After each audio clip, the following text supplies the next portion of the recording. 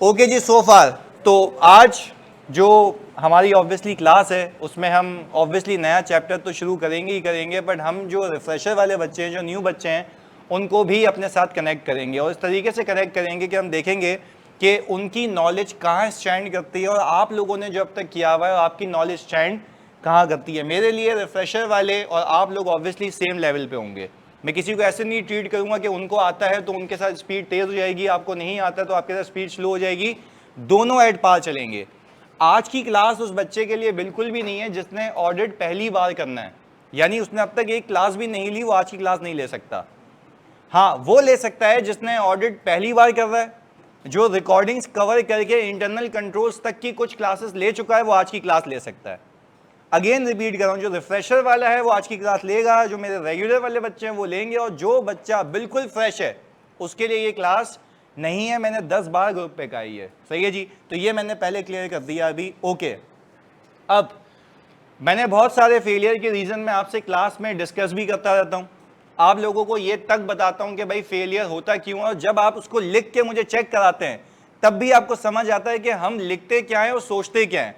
बाज औकात आपकी सोच होती है सही, पर when it comes to writing वो सही नहीं होता। आप सैंपल की सिलेक्शन गलत करते हैं, पॉपुलेशन गलत करते हैं, जो भी हमने बातें आज की क्लास में दोपहर वाली में सीखी थी।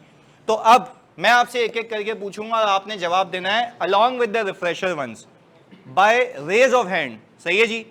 मैंने ये कहा था, ये आपने कहीं से भी पढ़ा हो, आप मुझे एक बात बताएं, जब भी मैं किसी कंपनी का ऑडिट करूंगा, क्या मैं किसी कंपनी का ऑडिट ऐसे ही करूंगा या पहले रिस्क असेसमेंट? अच्छा, रिस्क असेसमेंट होती है, चले ये बात हमने मान ली।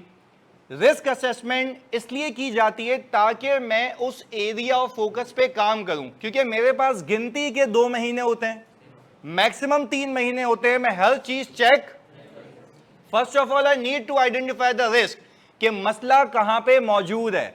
तो मैंने कहा भाई हम नजूमी तो नहीं है कि हमें यह पता हो कि मसला कहां पे मौजूद है। उसके लिए आपको कहा गया कि आप इदारे को समझे, उसके ऑपरेशंस को समझे। पहली बात, जब आप उसके इदारे को समझे, उसके ऑपरेशंस को समझे, तो आपको पता लगा, एक एक करके बोलेंगे, आपको पता लगा कि वो इदारा इंपोर्ट करके माल बेचता है, तो आपके दिमाग में फौरन आया था कि risk of using incorrect exchange rate. तो वो एक incorrect rate of exchange use करने का रिस्क एलिवेट हुआ। मैं ये नहीं कह रहा कि वाकई हुआ होगा, पर ये रिस्क वहां पे मौजूद था। हमने क्या करना था, ऑडिट के दौरान अपनी किसी टीम मेंबर को जो ये काम कर रहा है उसको ये कहना था, जब तुम इंपोर्ट की इनवॉइसेस देख रहे होगे तो एक्सचेंज रेट पे ख्याल रखना कि उसने मल्टीप्लाई करते हुए, कन्वर्ट करते हुए सही यूज किया हो। अगर आपको ये पता होता ही नहीं तो आप इस पे फोकस भी नहीं करते। ये मैंने एंटिटी की बात की, उसने बोला ऑपरेशंस को समझो कि इदारा क्या करता है। फिर एक एक स्टेप अप करता रहूंगा, तो मैं एक एक करके बात करते हैं, बेसिक सॉर्ट ऑफ रिवीजन, ताकि हम सब एक साथ हो जाएं। दूसरी चीज, उसने कहा अब भी ऑडिट शुरू नहीं करो, ऑपरेशंस में समझो, कहीं कंपनी के ऐसे ऑपरेशंस तो नहीं है कि कंपनी अगर सेल कर रही है तो उसकी परफॉर्मेंस ऑब्लिगेशंस रेवेन्यू के मद में एक से ज्यादा हो।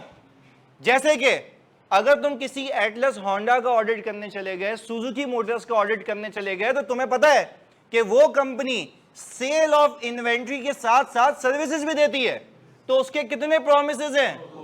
तो आपका यहां से रिस्क एलिवेट होना चाहिए। एक खदशा है यहां पे कि हो सकता है कि उसने इस ट्रांजैक्शन प्राइस को सही allocate on different performance obligation, या तो हो सकता है कि उसने परफॉर्मेंस ऑब्लिगेशन ही अलग अलग मालूम, और या तो उसको यह मसला हो कि क्या ओवर द पीरियड करना है या पॉइंट इन टाइम पे करना है। तो अगेन ये रिस्क, ये मसले तुम फोकस तब करोगे जब तुम्हें समझ आएगी। अगर तुम्हें पता ही नहीं है कि उसके ऑपरेशंस किस नौयत के हैं, तो तुम्हें यह भी तो नहीं समझ आएगा ना कि क्या उसके अंदर एक ट्रांजैक्शन के अंदर एक से ज्यादा परफॉर्मेंस ऑब्लिगेशन मौजूद होती हैं या नहीं होती हैं।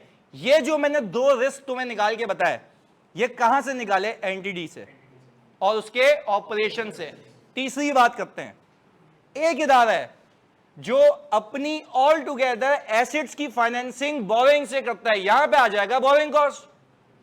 आपका रिस्क ये है भाई, फॉर एग्जांपल एक बच्चा है जो ऑडिट पर नया नया गया है, वो ऑडिट करने गया, वो देख रहा है एसेट पे इतने पैसे लगे, वाउचिंग कर ली, इनवॉइस देख ली, इनवॉइस देख ली, इनवॉइस देख ली। अबे उसको ये बात ही नहीं पता कि इनवॉइस देखना नहीं है, सिर्फ ये भी मेक श्योर करना है कि बोरोइंग कॉस्ट कैपिटलाइज हुई थी या नहीं हुई थी। तो ये भी एक देखने का मैकेनिज्म है, इस बात को भी मद्देनजर रखना है। तो अगेन ये कब समझ आया? जब मैंने उस इदारे के ऑपरेशंस को समझा कि वो अपने ऑपरेशंस के अंदर ऑल टुगेदर अपने एसेट्स की फाइनेंसिंग कहां से करता है? बोरिंग से। तो दूसरा, जिस बच्चे ने पेपर दिया हुआ है, तुम लोगों ने तो मेरे साथ पढ़ा है, वहां पे स्पेशली लिखा हुआ है, ये समझो कि हाउ एंटिटी इज फाइनेंस्ड। नहीं लिखा हुआ? तो मुंह क्यों बना दो? बोलो यस। क्या हुआ है? लिखा हुआ है। तो कहने का मतलब ये कि वहां पे लिखा हुआ है यार, ये देखो ना, हाउ इट इज फाइनेंस, वहां से ये रिस्क निकलेगा। तो देखो वो तो थ्योरेटिकल बातें हैं। वो कौन सी बातें? थ्योरेटिकल बातें हैं। हम उसको ऑल टुगेदर, जल्दी बताओ किससे कनेक्ट कर रहे हैं? प्रैक्टिकलिटी से। यार फॉर एग्जांपल, तुम्हें लिखा हुआ मिले कि एक इदारा है, उसको गवर्नमेंट ग्रांट देती है for the purpose of construction of asset. तो कहने का मतलब यह है, एक मिनट रुकिएगा, खाली यहां पे ये स्टक हो गया है इंटरनेट की वजह से। जानी अब सही आ रहा है? अब आवाज सही आ रही है? अब ठीक है, ओके। सॉरी, नहीं मैं ज्यादा जज्बाती हो गया इसलिए इंटरनेट भी रुक गया। सुनो, खैर, कहने का मतलब यह है कि अगर एक इदारा है जो ऑल टुगेदर उसके एसेट्स फाइनेंस किए जाते हैं, कहां से? गवर्नमेंट ग्रांट से। तो आप मुझे इस बात का जवाब देते हैं कि गवर्नमेंट ग्रांट से अगर एसेट की फाइनेंसिंग हो रही है तो आपको बेसिक रिस्क ये होगा, हो सकता है उसने डेफर्ड लायबिलिटी बुक, और आपको मैंने सवाल भी कराया था ऐसे जो रेगुलर वाले बच्चे, और आपने कहीं से भी पढ़ा हो, एटलीस्ट बेसिक बात समझ आ रही है। यार मैंने ऑडिट मुसीबत शुरू ही नहीं किया, अभी तो मैं ये देख रहा हूं कि मसले कहां कहां, और जहां जहां मसले हो सकते हैं वहां वहां मैं लिख के अपनी अपनी टीम को कहूंगा ये देख लेना, ये देख लेना, ये फोकस कर लेना, और वहीं पे मसला निकलता है। पहले बताओ, एनटीडी के ऑपरेशंस की बात समझ आती है? उलट सीखते हैं। फिर हमने कहा कि आप इन्वायरमेंट को समझें, कि आप इन्वायरमेंट को समझेंगे तो भी आपको पता लगेगा कि इदारे पे क्या इफेक्ट है। एक एक करके देखते हैं। आपने देखा इन्वायरमेंट में, मार्केट में इसी नौयत का कोई और प्रोडक्ट सस्ती प्राइस पे बिक रहा है, तो फिर आपकी एनआरवी का रिस्क आ गया ना। तो क्या ये तुम्हें इदारे से पता लगा या इन्वायरमेंट से? भाई वो फिर यही कह रहा है। आप ये तो समझो खुदा के वास्ते ऑडिट करने से पहले कि इन्वायरमेंट में क्या चल रहा है जो इस इदारे को इफेक्ट कर रहा है। हो सकता है वहां से आपका कोई ऐसा मैटर निकले जो आपके ऑडिट को इफेक्ट करे। You need to focus on that thing. और एक बेवकूफ ऑडिटर क्या करता है, जाता है इनवॉइस को लेता है, देख के आता है, हाँ भाई 200 की कॉस्ट थी, 200 पे मैच हो रही है। भाई मेरा मसला 200 की कॉस्ट पे रखना है ही नहीं। मेरा मसला ये है कि एनआरवी कम तो नहीं है। अगर एनआरवी कम होगी तो उसको किस पे रिकॉर्ड होना चाहिए? लोअर ऑफ कॉस्ट और एक बेसिक रिवीजन। यार आपको ये कहां से पता लगा? इदारे से, माहौल से, एनवायरमेंट से। आपको पता लगा कि फॉरेन एक्सचेंज रेट ऊपर गए और आप इंपोर्ट करते हो। मैं जिससे पूछूंगा वो बताएगा। आप बताओ क्या रिस्क है? देखा, ये है ना, क्वेश्चन रिपीट करिए। मतलब टाइम कैसे भाई करते हैं बच्चे, क्वेश्चन रिपीट करो तो प्रोसेस कर लूं। एनवायरमेंट से पता लगा कि आपके फॉरेन एक्सचेंज रेट ऊपर गए, आप इंपोर्ट करते हैं, आपका क्या रिस्क है?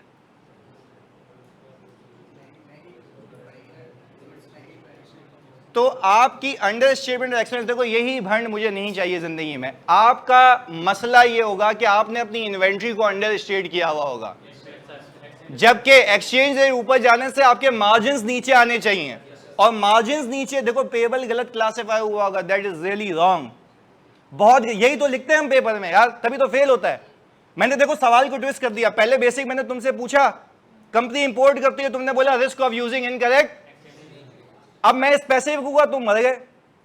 अबे स्पेसिफिक मैंने पूछा क्या है? मैंने बोला एक्सचेंज रेट ऊपर गए और उसकी वजह से आपके फाइनेंशियल्स में क्या इंपैक्ट आएगा? आप बोलोगे मार्जिन नीचे आएंगे। मार्जिन, तो भाई सीधी सी बात है, कॉस्ट ऑफ सेल्स बढ़ जाएगी ना। कॉस्ट ऑफ सेल्स, तो आप ये सोचेंगे दिमाग में जब ऑडिट कर रहे होंगे। मैं जब भी ऐसा होता है ना, जो ऐसी कंसर्न होती है जो इंपोर्ट करती है, मैं अपनी टीम को स्पेशली कहता हूं देखना मार्जिन गिरने चाहिए, और फिर मैं एनालिटिकल प्रोसीजर परफॉर्म करता हूं पिछले साल के मार्जिन को और इस साल के मार्जिन से कंपेयर करता हूं, दिखता हूं मार्जिन सेम है, जबकि मैं बोलता हूं हो ही क्यों नहीं हो सकता। तो अब तुमने ये रिस्क कैसे पकड़ा? एनवायरमेंट से पकड़ा। तो कहने का मतलब यह है कि हमें बहुत स्पेसिफिक जाना है, बहुत स्पेसिफिक। जहां मसला है वहां पे टारगेट करना है, जो मसला दिख रहा है उस पर बात करो। कि देखो मैंने अपनी टीम को तो यही कहा ना कि यार you need to look at the margins, margin कम होने चाहिए। फिर वो मुझे मैनेजमेंट का बंदा कह रहा है, सुनो कहानी से कहानी कैसे निकालते हैं। फिर वो मैनेजमेंट का बंदा मुझे क्या कह रहा है, बोल रहा भाईजान हमने सेल्स भी, प्राइस भी इंक्रीज की है। मेरे दिमाग में एक बात आई, सेल्स प्राइस इंक्रीज की है तो सही है, मार्जिन सेट ऑफ हो जाएगा। जितने से कॉस्ट बढ़ी, पर यूनिट प्राइस बढ़ी, मार्जिन सेट हो गया, मैंने कहा तेरी क्वांटिटी कैसे बढ़ रही है, क्वांटिटी क्या होनी चाहिए, कम होनी चाहिए। तो this is how you should relate everything in your audit, ताकि कोई गलती ना हो। तो ये आप देखो अलग अलग जगह से इसको पिक कर रहे हो। उसने बोला चलो एक तो तुमने ये एनवायरनमेंट की बात की, एक और चीज एनवायरनमेंट से तुम्हें पता लगा कि एक लेजिस्लेशन पास हुई है जिसमें टेली कम्युनिकेशन कंपनीज को XYZ% ऑफ रेवेन्यू रेगुलेटर के पास जमा करवाना है, नया लॉ पास हुआ है। तो ये कहां से पता लगा? तो आपको ये शक होगा ना उसने ये एक्सपेंस बुक, तो there is a risk of understatement of that XYZ expense. तो वो कह रहा है ये भी समझो कि इस कंपनी के ऊपर कायदे कवानीन कौन से, क्या मैंने ऑडिट शुरू किया या सिर्फ अभी अंडरस्टैंडिंग ले रहा हूं, क्या आइडेंटिफाई करने के लिए, इदारे को समझा, ऑपरेशंस को, एनवायरनमेंट को, फिर तीसरा वो कहता है बराए मेहरबानी इंटरनल कंट्रोल को समझ लो। किसको? अच्छा, अब हमने कहा सर इंटरनल कंट्रोल को समझ के भी मुझे रिस्क समझ आते हैं कि जहां पे कंट्रोल नहीं होता वहां पे मसला होता है। तो एक हाई लेवल बात करते हैं क्योंकि रिफ्रेशर वाले बच्चे भी साथ हैं, पर थोड़ा सा पेस यहां स्लो हो जाएगी। कंट्रोल्स का मामला थोड़ा खतरनाक है क्योंकि बहुत टेक्निकल भी है। आओ एक एक करके देखते हैं कितने लोग ऐसे हैं इंक्लूडिंग रिफ्रेशर वाले बच्चों, आप सबसे भी मुखातिब हूं, बाय रेज ऑफ हैंड आप बताएंगे कितने लोगों को ये पता है कि हम एक रिकंसिलिएशन बनाते हैं, या हम चलो ये कहते हैं कि सेल्स इनवॉइस बनाते हैं GDN को देख के। किसको पता है?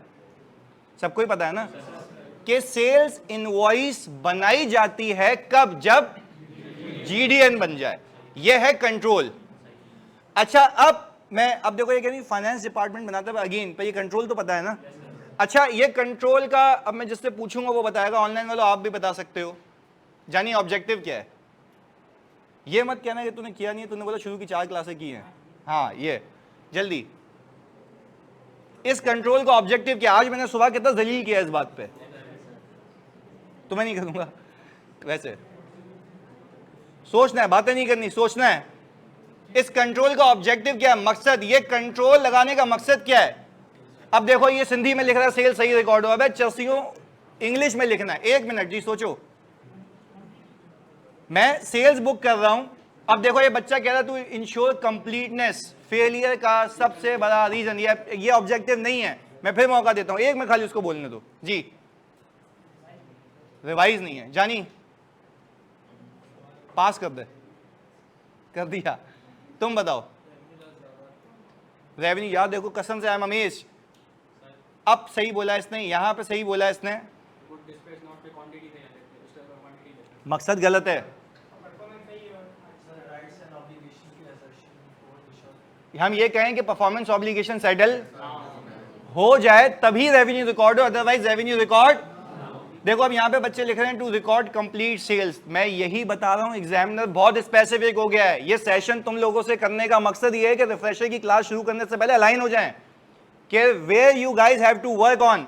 मैं फिर तुम्हें आज मैं रिफ्रेशर वालों से स्पेसिफिकली मुखातिब हो, तुम सबसे भी जो रेगुलर के हैं, रिफ्रेशर वालों को तुम्हें प्लानर बना के दूंगा कि तुम्हें पीछे लेक्चर्स कैसे कवर करने, ताकि तुम 0 से 7 आ जाओ कि जो हमारे सोचने का पैटर्न है, जो मेरे सोचने का पैटर्न है, जो रेगुलर के बच्चे के सोचने का पैटर्न है, वही तुम्हारा होना चाहिए। खुदा के वास्ते ये अज्यूम नहीं करना कि तुम्हें आता है, आता होता तो यहां नहीं होते, पास होते। इसका मतलब यह है कि तुम्हें वापस से उन कॉन्सेप्ट्स को रिवाइज करना है। और मैंने इस बार किया ये है कि तुम पूछ लेना आज इनसे भी। आज हमने एक नेक्स्ट लेवल पे चले गए थे, हर एक से पूछना शुरू कर दिया मैंने, तो वह दहशत वाला माहौल बना दिया था। और हम आगे भी ऐसे करेंगे। और मैंने इनको ये भी कहा है कि क्लासेस की कोई लिमिट नहीं होगी मेरी, जब तक तुम्हें समझ ना आ जाए। तो खुदा के वास्ते देखो, ये देखो टू रिकॉर्ड कंप्लीट सेल्स नहीं यार, इस कंट्रोल के लगाने का मकसद था कि आपका रेवेन्यू सिर्फ तब रिकॉर्ड हो जब आपने परफॉर्मेंस ऑब्लिगेशन सेटल कर ली हो। अच्छा, अब हमने इसका उलट किया था। क्वांटिटी देखो, GDN पे क्वांटिटी होती है ना, जब आपने सामने वाले को हवाले की तभी रेवेन्यू बुक होना चाहिए ना। तो हमारा ऑब्जेक्टिव ही यही है कि सेल बिला वजह की रिकॉर्ड ना हो। चलो अब तुम्हें उसमें लिखा हुआ दिखे, एक सवाल में, एक प्रैक्टिकल सिनेरियो में जो मैंने तुम्हें सिखाया भी था, मैं यहां पे रिकैप देता हूं उसका। मैंने एक इदारा देखा था जो मुझे बता रहा है कि हम रेवेन्यू रिकॉर्ड करते हैं सेल्स ऑर्डर को देख के। 1 मिनट, क्या ये गलत है?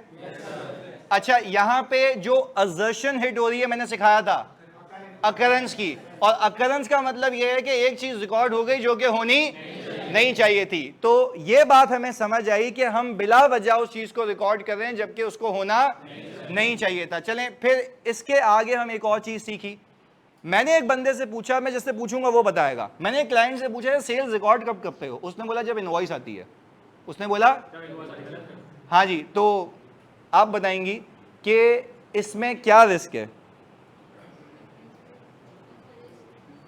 ऑडिट रिस्क क्या है? सेल्स ओवर स्टेट रहेगी। Very wrong. एक मिनट, मैंने बोला क्या है? मैंने बोला क्या? एक मिनट रुकना। सेल्स में तब रिकॉर्ड करता हूं जब इनवॉइस बन जाती है।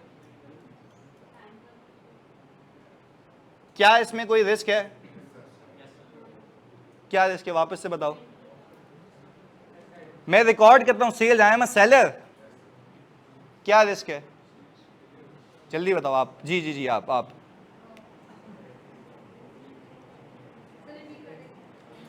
सवाल ये है, वापस से प्लीज बातें नहीं, प्लीज देखो सबने पार्टिसिपेट करना है। यहाँ मैंने कहा, ये लिखा हुआ है कि सेल्स तब रिकॉर्ड होती है सिस्टम में जब इनवॉइस बन जाती है।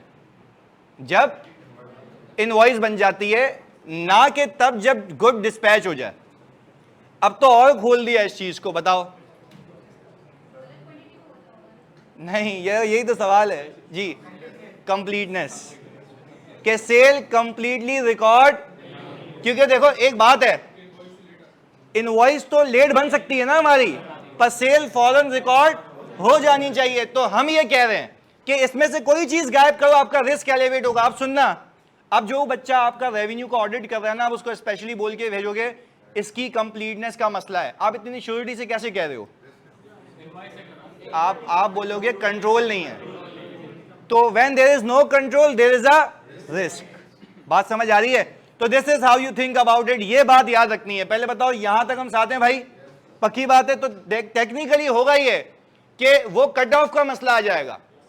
इस साल की सेल अगले साल में चली जाएगी, जो कि होना। और ये आपको सिर्फ मैं कह रहा हूं कैसे पता लगा, कंट्रोल्स के गायब होके। तो अगेन ये बात तो समझ आ गई कि we need to focus on controls as well in order to understand the risk, in order to understand the. चलो वापस से सब एक पेज पे आ गए जी। जीडीएन से इनवॉइस बनती है, बिल्कुल। नहीं, जीडीएन के जरिए वो रिकॉर्ड अगर बनती है, हमने तो बीच के सारे प्रोसेस ही हटा दिए ना। वो सिर्फ क्या रहा है कि इनवॉइस का वेट करता है वो बनने के लिए कि जब तक सेल्स बुक हो। तो अगर आप ये कहते हो ना कि उसी टाइम रिकॉर्ड होती है इनवॉइस बन के ऑटोमेटिक, तो रिस्क ही खत्म हो जाता है। हम क्या कहते हैं, जीडीएन बन जाता है, उसकी इनवॉइस डिले के बाद बन रही है, और वो इनवॉइस के बेस पे क्या करता है, जीएल में रिकॉर्ड करता है। तो फिर एक डिफरेंस आ जाएगा ना। गुड जा चुके हैं तो रेवेन्यू भी बुक हो जाना चाहिए। You don't need to wait for the invoice to be prepared. Clear है? चलें सर, 2 क्वेश्चन और पूछ लें। अबे 10 पूछूंगा, 1 मिनट रुक जाएं बस। पहले अब वापस से इधर कोई तुमसे पूछे रियल लाइफ में या ऑडिट के पेपर के अंदर, क्या ऑडिट ऐसे ही शुरू हो जाएगा या पहले रिस्क? कहां से? Entity, internal control. मैंने तुम्हें तीनों चीजों का प्रूफ दे दिया असर्शन के साथ। रिफ्रेशर वाले जब उस पूरे प्लानर को फॉलो करके आएंगे तो वो भी निखर के यहीं आएंगे, पहुंचेंगे साथ साथ। चलें, मैंने कहा ये देखें, we started audit by obtaining, इन 3 चीजों की अभी बात की। क्यों ऑब्टेन की थी इन तीनों की अंडरस्टैंडिंग?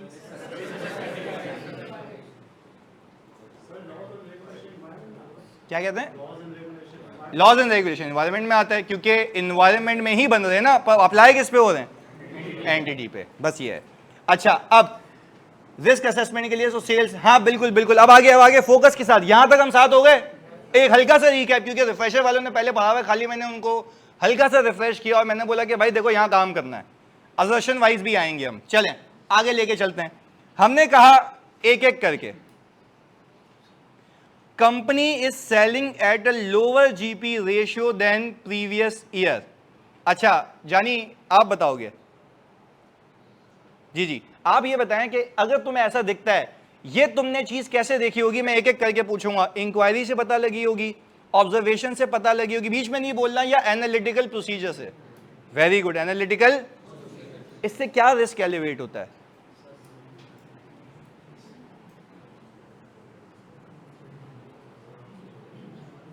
कोई मसला नहीं, कुछ भी बोल दो, हम सीख रहे हैं, गलत ही बोल दे।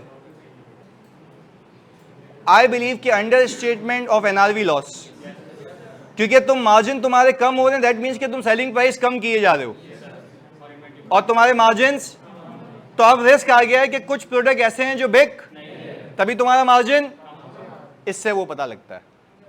ये कहां से पता लगा? एनालिटिकल एनालाइज करके। एग्रीड? इस बात को याद रखिएगा, भूलिएगा नहीं। वापस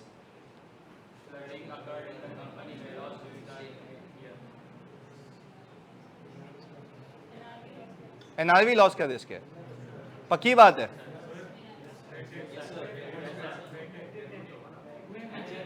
वेयरहाउस, एनआरवी लॉस। अब मैं आज की क्लास में सिखाना क्या चाह रहा हूं, देखो कंपनी की बैलेंस शीट में एनआरवी लॉस, मैं तुमसे फिर पूछ रहा हूं, तो मैंने तो बोला था शुरू में ही। कोई बात नहीं, सुकून से कवर करो उसको। ओके, अच्छा वापस से अब मुझे एक बात बताओ जल्दी से, एनआरवी लॉस का जो रिस्क है, जल्दी बताओ, एनआरवी लॉस का जो रिस्क है तुम खुद बताओ, क्या सिर्फ ऐसे हो सकता है कि एनालिटिकल प्रोसीजर से पता लगे या किसी और फैक्टर से भी?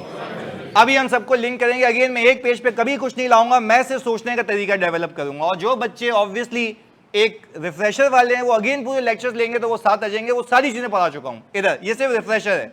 आगे, competitor is selling eight below market rate, again NRV, again. तो देखो अलग अलग मसले हैं, अभी नहीं, नहीं, गलत। देखो इस बच्चे ने कहा कि इससे ओवर स्टेटमेंट रेवेन्यू की इंफॉर्मेशन दी है, तो अभी जिस चीज से तुम्हें, अब देखो तुम्हें पता लगे तुम्हें कंपनी का ऑडिट करने का, मैं तुम्हें एग्जांपल देता हूं। मैं एक मैन्युफैक्चरिंग कंसर्न का ऑडिट कर रहा था, उसी की कॉम्पिटिटर ने मुझे पता लगा इसी साल अपनी प्राइसेस को नीचे गिरा दिया है। तो जब मैं ऑडिट करने जा रहा था ना, मैंने अपनी टीम को कहा कि भाईजान जरा एक काम करिएगा, आप ये देख लीजिएगा कि इसकी इन्वेंट्री जो है ना सही नहीं बिक रही होगी, क्योंकि जितने की प्राइस उसने रखी हुई है ना, जितने की इनकी कॉस्ट है उससे कम पे तो कॉम्पिटिटर बेच रहा है। तो अब कौन सा रिस्क है? एनआरवी का। तो तभी यहां से आ रहा है, देखो कॉम्पिटिटर है, उसने इतनी प्राइस रख ली कि कॉस्ट से नीचे, आपको बनाना ही उसको इतना महंगा पड़ रहा है, वो बेच उससे कम पे रहा है, तो क्या अल्टीमेटली आपको, भाई कोई आपसे खरीदेगा प्रोडक्ट, तो ultimately what you need to do in order to sell your inventory, lower the prices, पर lower the prices at cost या बिलो कॉस्ट, दैट मींस कि अल्टीमेटली आपका एनआरवी लॉस हो जाएगा, पर हो जाएगा ये आपको शक है, तो ये यहीं से पता लग रहा है ना। तो अभी तो हम कह रहे हैं इस मसले की वजह से क्या होगा, सिंपल, देखो कैश फ्लो डिक्लाइन होंगे, वो तो कैश फ्लो को देख के समझ आएगा ना।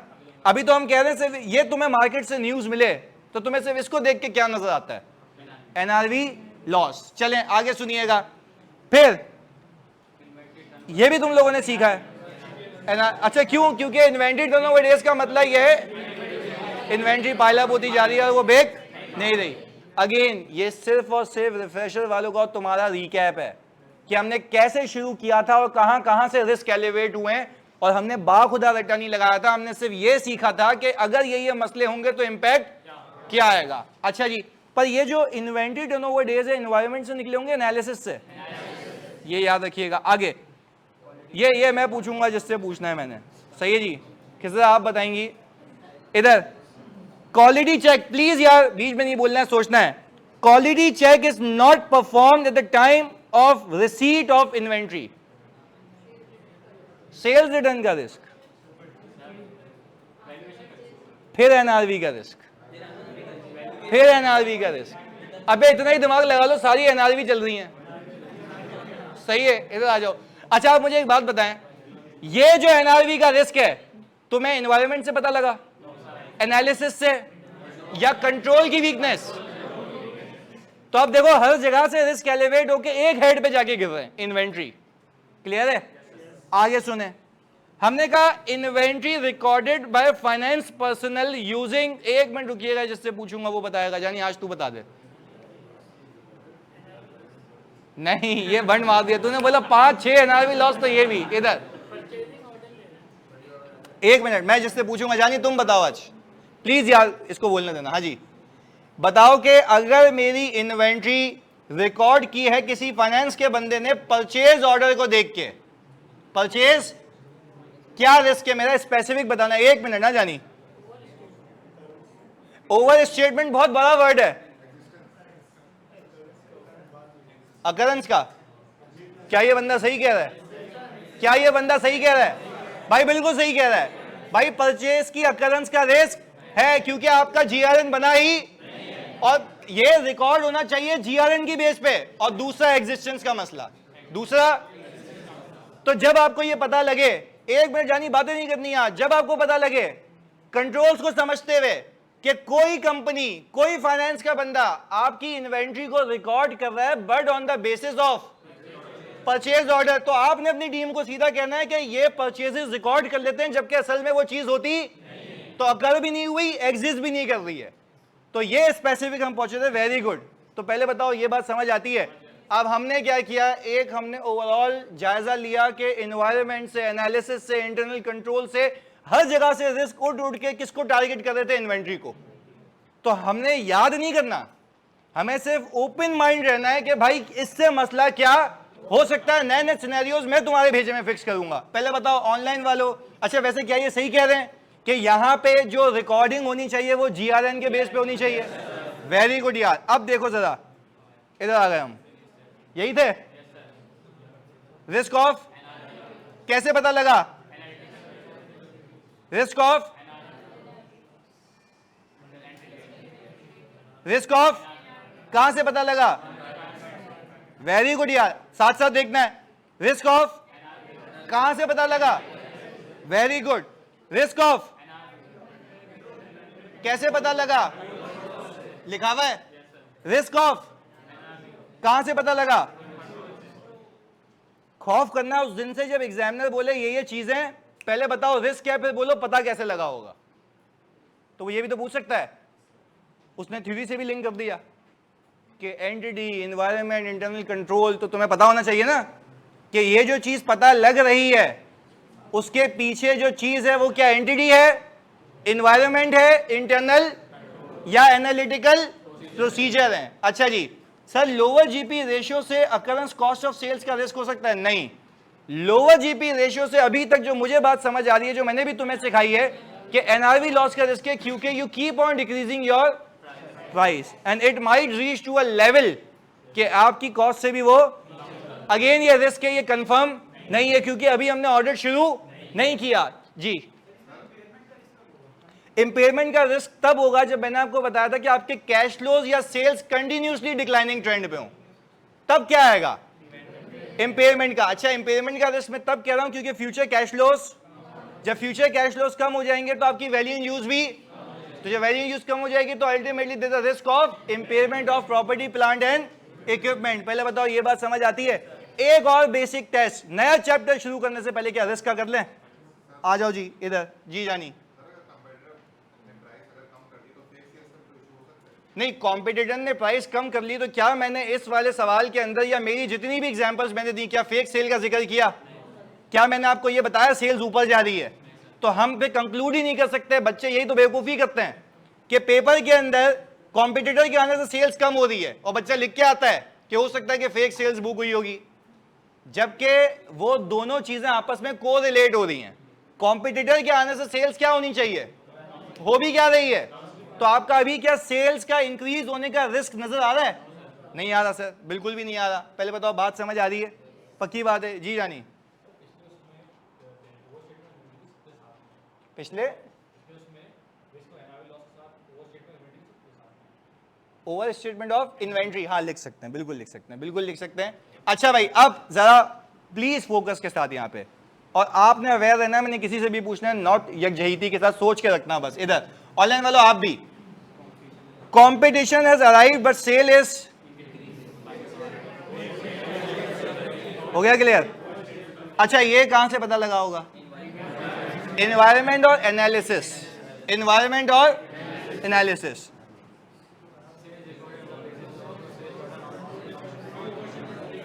ओवर स्टेटमेंट, अकरेंस अकर नहीं हुई होगी, तो ये कहां से पता लगा? कंट्रोल से। पर कुछ चीजें आखिरी, credit limit is not set और चेक बाय द या sales by the set clerk, bad debts. क्यों? या तो क्रेडिट लिमिट सेट हो ही नहीं रही है और कर भी रहा है तो इसका डिजाइन सही तो रिस्क ऑफ बैड डेट्स आता है यहाँ पे। अच्छा भाई आगे आ जाएं,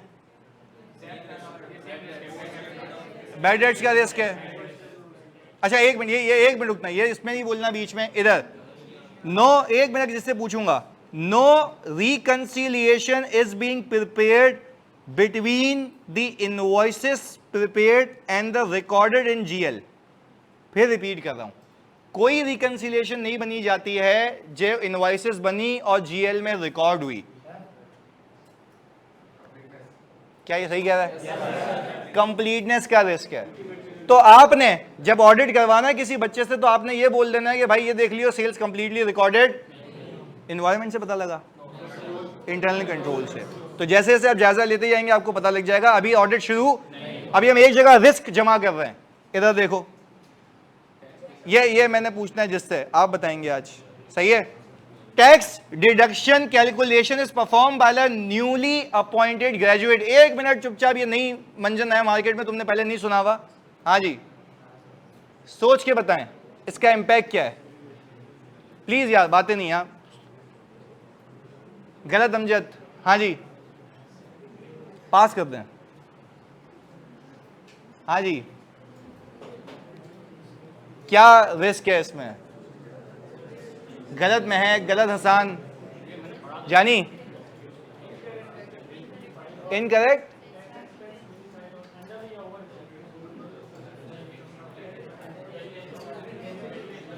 वैल्यूएशन। चलो दो रिस्क हैं, देखो एक तो बच्चे कह रहे हैं कि भाई इनकरेक्ट कैलकुलेशन का, ये टिक हो गया।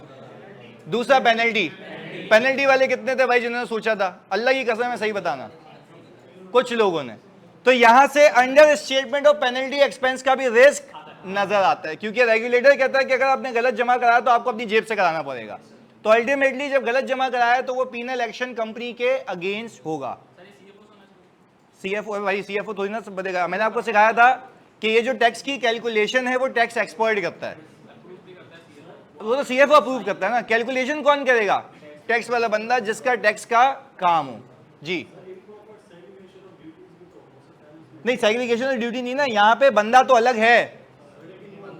देखिए बात समझे, यहाँ पे क्या मैं ये कह रहा हूं बंदा सेम है, या मैं कह रहा हूं बंदा अलग है, पर वो बंदा कर रहा है जिसका ये काम नहीं है, ये फर्क है। तो आप अगर यहां पे ये लिखते हैं ना कि सेग्रीगेशन ऑफ ड्यूटी का रिस्क है, तो ये ऑडिट रिस्क नहीं है, कंट्रोल रिस्क है।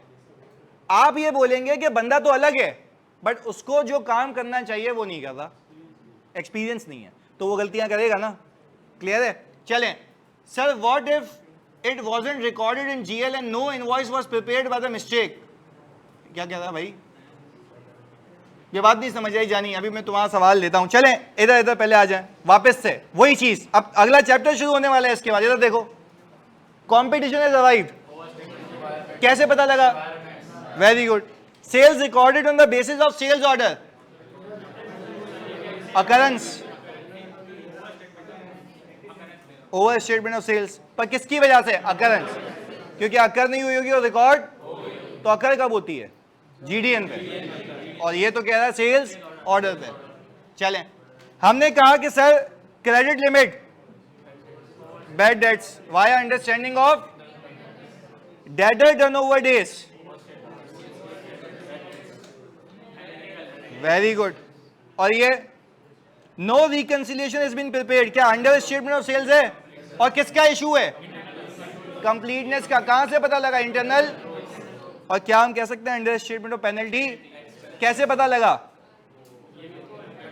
कंट्रोल से। चलो ये बात तो समझ आ गई सर अभी तक कि हमने ऑडिट शुरू नहीं किया, सिर्फ रिस्क असेसमेंट किए। आखिरी बार मेरी मोहब्बत में, आपको रिस्क कैसे असेस करते हो? जब आप समझते हो एंटिटी, इंटरनल कंट्रोल, रिस्क एक जगह आ जाएंगे, देखिएगा।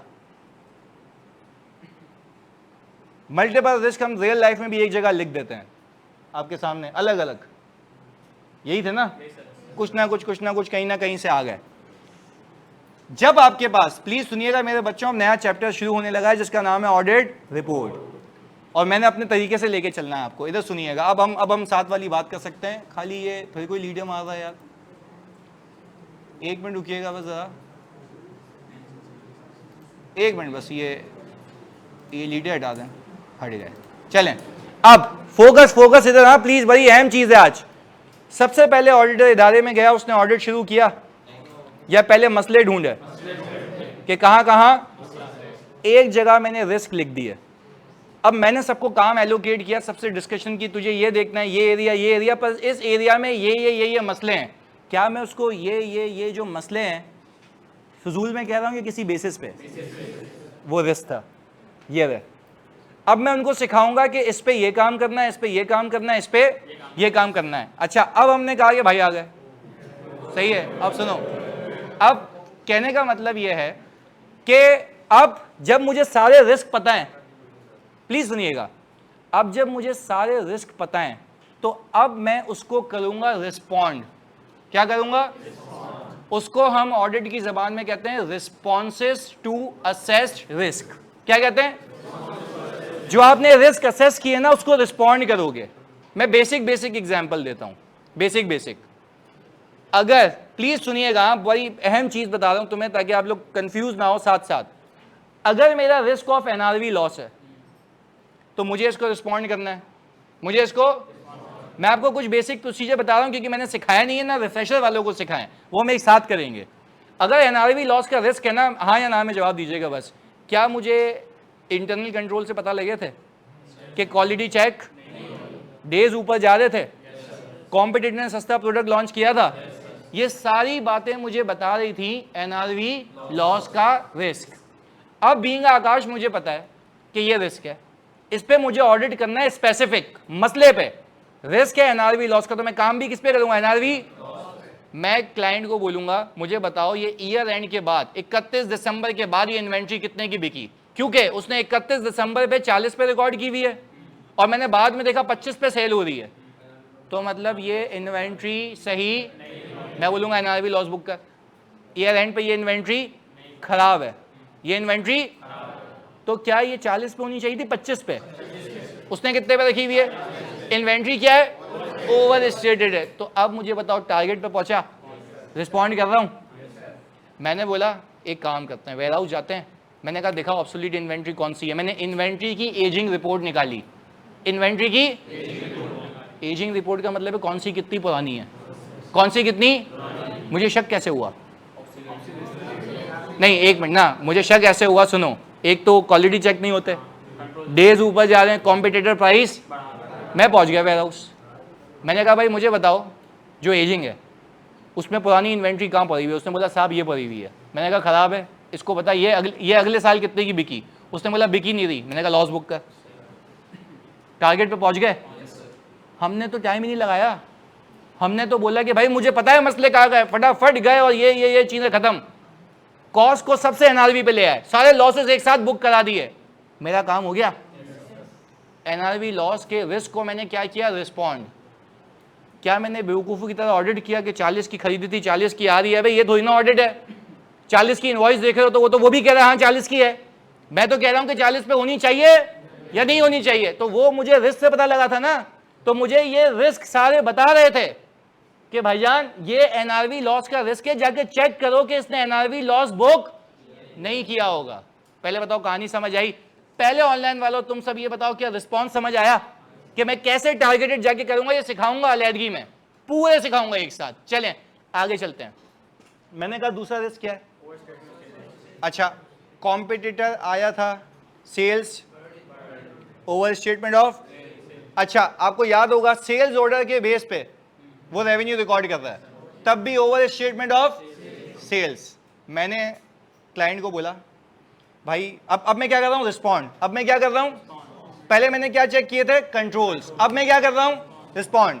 मैंने अपने सेल्स वाले टीम बंदे को बोला कि भाई जाओ उसको ये बोलो कौन कौन सी सेल्स हैं साल के आखिर में जो सेल्स ऑर्डर के बेस पे बुक हुई हुई हैं। वो बोलने सर आप पूरे साल की क्यों नहीं चेक कर रहे? मैंने कहा भाई वो शुरू वाली तो हो ही गई होंगी, मैं कोने कोने वाली देख लेता हूं जिसपे रिस्क है कि अभी तक माल डिलीवर पहले। ऐसा है? अच्छा मैं इससे भी अच्छा काम करता हूं, पता है मैं प्रैक्टिकल लाइफ सिखा रहा हूं आपको। मैंने सिखाया था सेल्स ऑर्डर और जीडीएन की रिकॉन बनती है, नहीं आई बात समझ? सेल्स ऑर्डर जीडीएन की रिकॉन बनती है, पहले बताओ याद आ रही है बात? To check unfulfilled orders, very good. मैंने कहा एक काम कर, वो रिकॉन लेके आ। तो बच्चा बोल रहा सर वो रिकॉन क्यों लेके आऊँ? मैंने कहा जो अनफुलफिल्ड ऑर्डर है उसकी रेवेन्यू बुक नहीं होना चाहिए, सिर्फ वो रिवर्स करा दे। सिर्फ क्या मैंने पूरी सेल एक एक करके देखी या टारगेटेड? अबे मैंने बोला भाई इसके कंट्रोल को यूज कर ले। वो जितनी भी रिकॉन बनाता है उसमें अनफुलफिल्ड ऑर्डर्स आ रहे होंगे। मैंने अनफुलफिल्ड ऑर्डर्स निकाले, मैंने कहा चेक कर क्या ये रेवेन्यू में बुक हुए हुए? अच्छा अगर बुक हुए हुए थे तो मैंने क्या बोला? तो मुझे बताओ, क्या वैसे ही बता रहा हूं तुम्हें, क्या हम नजूमी थे कि हमें पता है यहां मसला ही अंडरस्टैंडिंग? किसकी अंडरस्टैंडिंग? तो मैंने देखो काम कैसा स्पेसिफिक किया। अब यहां पे ही फर्म में भी बच्चा ऐसी बात पर अमेज होता है यार कि मतलब पता है मसला कहां है और वो रिस्क देखा तो पता है ना। अब मुझे पता है कि भाई वो सेल्स ऑर्डर के बेस पे कर रहा, मतलब कुछ जीडीएन बने नहीं है तो उसकी इनवॉइस रिकॉर्ड यानी सेल्स रिकॉर्ड हो चुकी है। मैंने सिंपल एक काम किया, जिसके जीडीएन नहीं बने हैं वो रिकॉन में पकड़े जाएंगे ना, हाँ या नहीं? तो मैंने बोला सेल्स ऑर्डर की जीडीएन से रिकॉन बनाओ, अनफुलफिल्ड ऑर्डर्स निकाल लो। और मैंने ये कहा जो अनफुलफिल्ड ऑर्डर्स हैं वो जीएल में देखो क्या बुक हुए हुए, अगर नहीं हुए हुए तो बिल्कुल सही है, अगर हुए हुए तो रिवर्स कर दो। तो क्या हमने टारगेटेड काम किया? मैं तुम सबसे पूछता हूं, क्या मैंने रेवेन्यू एक हजारों इनवॉइसेस देखी है टारगेटेड? जो मसला था वो रिवाइज कर, अच्छा बाकी वेरीफाई नहीं करूंगा, पहले जो मसला था उस पर काम किया जी। नहीं तो रिकॉर्ड नहीं बनाते, वो तो वीकनेस है। फिर मैं पता है क्या करता, मैं नहीं फिर तुम्हें बताता हूं, फिर मैं करता इनके एक्सेल का सिस्टम होता, मैं बोलता जीडीएन कितने बने और उसके अगेंस्ट में सेल्स ऑर्डर क्या थे, मैं खुद एक्सेल में रिकॉर्ड बना लेता और फिर टारगेटेड निकालता कि जिसकी सेल बुक होनी वो रिवर्स करा देता। वो नहीं करता तो मैं कर लेता ये काम। अच्छा अगर वो रिकॉर्ड नहीं बनती है तो वो तो मुझे पहले ही पता होता और फिर वो काम मैं खुद करता और फिर टारगेटेड जाके क्या कराता, रिवर्स करा देता। पहले बताओ कहानी समझ आ रही है? अच्छा अब जो मैं तुम्हें बातें बता रहा हूं क्या वो रिस्क असेसमेंट है या असल में ऑडिट का काम कर रहे हैं? पर अब तुम देखो, मुझे लगता है कि तुम्हें एक व्यू आ रहा होगा कि मैं फाइनेंशियल्स में ये भी सही करवा रहा हूं, ये भी सही करवा रहा हूं, ये भी सही करवा रहा हूं ताकि फाइनेंशियल स्टेटमेंट्स बिल्कुल सही हो जाएं। पर ये अगेन मैं तुम्हें कहता हूं, ये तुम्हें चीजें कैसे हाथ लगी? तो यानी हम ये कहें अगर मेरी रिस्क असेसमेंट अच्छी है तो मेरा ऑडिट भी ऐसा नहीं है। सुनो, अगर तुम्हारी रिस्क असेसमेंट अच्छी है तो तुम्हें भाई से ऑडिट प्रोसीजर सीखने होंगे, फिर बोलेंगे कि ऑडिट अच्छा है। अभी मैं तुम्हें रिस्क निकालना सिखा दूं, बोलूं वेरीफाई करके आ जाओ, फिर वैसे ही बैठे रहोगे। तो वेरीफाई करना पहले आना चाहिए। पहले बताओ बात समझ आती है? ये गेम हो गई जी। यस, वेरीफाई करना रिस्पॉन्ड करना एक ही बात है। चलें पहले बताओ कहानी समझ आती है? अच्छा अब इसमें से एक मिनट सुनिएगा, इसमें से हम ये काम करते हैं कि हमने ये रिस्क ऑफ कंप्लीटनेस पिक कर लिया, रिस्क ऑफ रेवेन्यू का। अच्छा हमें कैसे रिस्क ऑफ कंप्लीटनेस पिक किया था? सुनना, रिस्क ऑफ कंप्लीटनेस ऐसे पिक किया था कि हम कह रहे थे कोई रिकॉन किसके बीच में, इनवॉइस और जीएल के बीच में। याद आ रही है बात? ऑनलाइन वालों प्लीज बताओ, यहां तक क्लैरिटी है जल्दी से सारे बच्चों। इनवॉइस और जीएल के बीच में कोई रिकॉन नहीं बनती है। तो हमने कहा था कि सेल्स कंप्लीटली रिकॉर्डेड, क्योंकि देखो जितनी इनवॉइसेस बनी है वो जीएल में रिकॉर्ड होनी चाहिए, जितनी इनवॉइसेस बनी है जीएल में रिकॉर्ड होनी चाहिए, या जितने जीडीएन बने उतने जीएल में रिकॉर्ड होने चाहिए। इसकी कोई आपस में रिकॉर्ड नहीं बनती है। हमने कहा चलो भाई आगे आगे देख लेते हैं एक एक करके। सुनिएगा, मैंने कहा कि जब मुझे यह पता है कि मेरी सेल्स इनकम्प्लीट होगी तो इसके लिए मुझे टारगेटेड काम करना है। बाकी काम तो मैं करूंगा, इस पर भी टारगेटेड काम करूंगा। अच्छा टारगेटेड काम ये होगा मेरा, मैं सबसे पहले मुझे याद आ रहा है कि यार मेरी सेल्स का बैलेंस होना चाहिए, ज़्यादा होगा कम। तो मैं साल के आखिर की इनवॉइसेस उठाऊंगा और मैं देखूंगा क्या वो जीएल में रिकॉर्डेड हैं या नहीं है।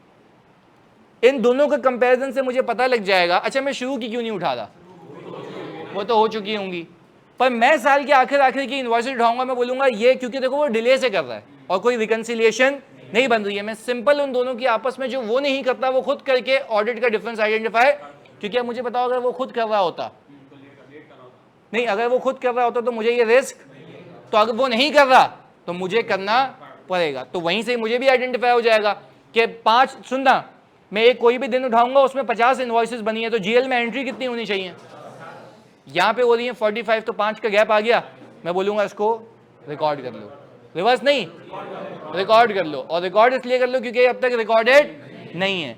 मैंने कहा सिर्फ समझने के लिए, तो मैं ये सिखा दिया जैसे जैसे रिस्क आएंगे मैं उसको ऑडिट करना सिखाऊंगा। ऑडिट कर लिया जब, देखो ये रहा, respond to risk by performing, जिसको हम क्या कहते हैं, तो इससे पहले क्या किए थे, रिस्क। अब क्या करें, कुछ बेसिक बता दिए मैंने आपको, सिखाया। मैंने कहा जब मैं ऑडिट प्रोसीजर कर लूंगा तो उसका नतीजा आएगा, उसका रिपोर्ट नहीं, अभी यही तो सीखना है, अभी सुनना है, यहाँ पे गेम तो यहाँ चेंज है। जब मैंने ऑडिट प्रोसीजर परफॉर्म किया एनआरवी पे, तुम्हें सिखाया ना, एजिंग ली थी, खुद जाके देखा था, सब कर लिया मैंने ये देखा था कि बाद में कितने की बिक्री है, हाँ या नहीं, मैंने सब सही करा दिया। जब ऑडिट प्रोसीजर मैंने, अच्छा क्या किसी एक रिस्क पे किया होगा या सब पे किया होगा, क्या 50 रिस्क हो सकते हैं, तो आप कितने पे काम करोगे, 70 हो सकते हैं, कितने पे काम करोगे, 70 पे, पर टारगेटेड, जहां जहां मसला मौजूद है। और ऐसी बात नहीं हो रही है, ये पूरी स्ट्रेटेजी के साथ हो रही है। अच्छा अब मुझे एक बात बताओ जल्दी से, अच्छा क्या मैंने प्रोसीजर सिखाया, बहुत क्लियरली कह रहा हूं, प्रोसीजर सिखाए, पर यह बात कह सकता हूं कि इंटरनल कंट्रोल के साथ साथ रिस्क असेसमेंट अच्छी सिखा दी है। ये समझ आता है कि रिस्क कहां है, अभी उसको पॉलिश करना है प्रैक्टिस के साथ साथ। और भी मैंने कहा चलो रिस्क आ गए, प्रोसीजर परफॉर्म हो गए, अब सबूत पक्का। अच्छा आप जरा देखिएगा इधर, यानी अच्छा सुनिएगा, नो इशू का मतलब ये, एक एक करके सुनना, एक एक चीज बता रहा हूं, सुनना। नो इशू का मतलब ये है, एविडेंस ऑब्टेन तो है, नो इशू का मतलब है मैंने उसको कहा तुमने इन्वेंट्री 40 पे रिकॉर्ड की हुई है, 25 पे होनी चाहिए, सही करो, उसने सही कर दी, नो इशू। कोई मसला बचा नहीं ना, तो क्या इशू कहूं, यह सब सही है, वेरी गुड, आगे सुनो। अच्छा मैंने कहा 40 पे रिकॉर्ड हुई है, नहीं कर रहा वो, मान नहीं रहा, मैंने कहा कोई मसले वाली बात नहीं है, हम ये अपनी रिपोर्ट में बताएंगे, हम ये अपनी, अच्छा रिपोर्ट किसके पास जाती है, वो खुद देख लेगा। बात समझ आई, बेसिक समझ आ रहा है। अच्छा ये जो मैं अपनी रिपोर्ट दे रहा हूं यार, ये बड़ी अहम बात करने लगा हूं अभी, ये बेसिक पहला चैप्टर शुरू हुआ है तुम्हारा, अगला सुनना। और आपका सवाल ये होना चाहिए सर आपने प्रोसीजर स्किप करके रिपोर्ट शुरू कराई है, उसके पीछे वजह यह है कि आगे मैं जितने भी चैप्टर कराऊंगा उसमें सब में रिपोर्ट का जिक्र होगा, तो जिक्र को समझने के लिए मुझे रिपोर्ट आनी चाहिए, वो भी हम कवर करते हैं बड़े अच्छे से, बेसिक। चलो मुझे बताओ, रिस्क मालूम हुए, सबूत इकट्ठे किए, या तो वो माना या तो नहीं माना। अच्छा माना, सही कर लिया, नो इशू, इशू था नहीं माना, इशू, क्लियर है, नहीं सही करता तो क्या करूं,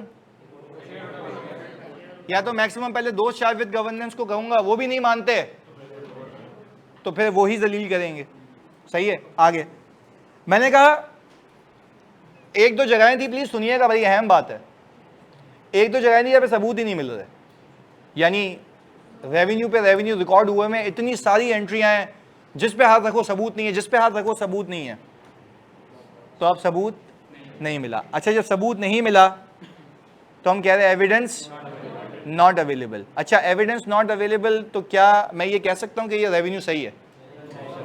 अच्छा अब एक मिनट रुकना, पीपी रिकॉर्ड हुआ है, सही है ना, और चलो एक और चीज, पीपी रिकॉर्ड हुआ है, क्या पीपी पे रीवैल्यूएशन सरप्लस रिकॉर्ड हुआ है बिलियंस का, सबूत नहीं है, सबूत, तो क्या वो सही है या मुझे पता ही नहीं है, क्योंकि एविडेंस नहीं है।